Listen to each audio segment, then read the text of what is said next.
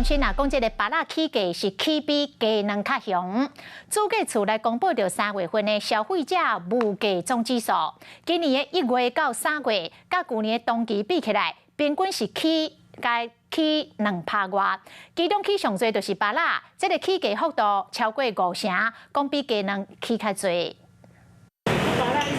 过节档头前，青色一粒搁一粒芭乐有够大坑的，民众紧啊紧，希望当捡到上水搁甜的，因为芭乐变贵啊。114很贵。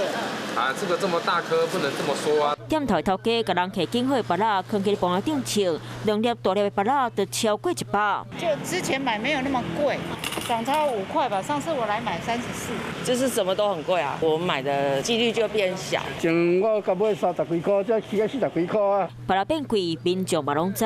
根据主计总处昨公布3月份消费者物价总指数，也就是 CPI， 今年1月到3月平均，和去年同期比起2.62%，起上济就是芭乐起超过5成，超过鸡卵的26.52%。大概是涨了10块钱到15块钱左右，我觉得不超过2成，因为到现在为止还没有到一个非常凶猛的涨幅。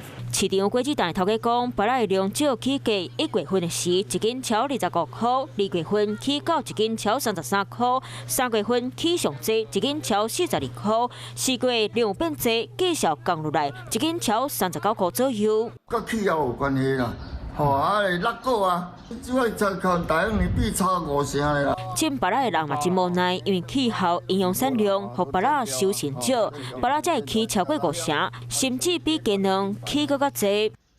有事没事赶紧转开华视，还没有订阅华视的 YouTube 频道吗？赶紧按赞、订阅、开启小铃铛，我们华视 YouTube 见。